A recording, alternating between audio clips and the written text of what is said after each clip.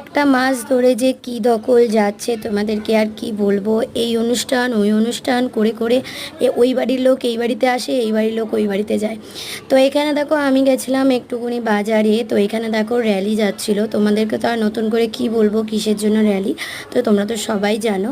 তারপরেই চলে আসলাম একটা কেকের দোকানে, এটা ছিল টেস্ট অ্যান্ড বাইটে। তো এটাই কাছে ছিল তাই এখানেই চলে এসেছি। ভেবেছিলাম ছোট কেক নেবো, তারপরে ওর বাবা বললো যে না, নিলে বড় কেকই নাও।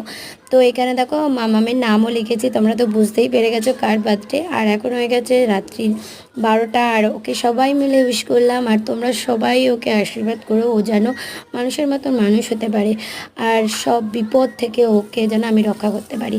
তো এখানে দেখো ফার্স্টে কেক কাটলো, আর ও না একটু দূরে থাকে। স্পার্কেলটা যখন জ্বালায় না ও খুব ভয় পায়, কারণ এক এক সময় বাস্ট হয়, এর আগে একবার হয়েছিল, সেই কারণে একটু ভয় আছে।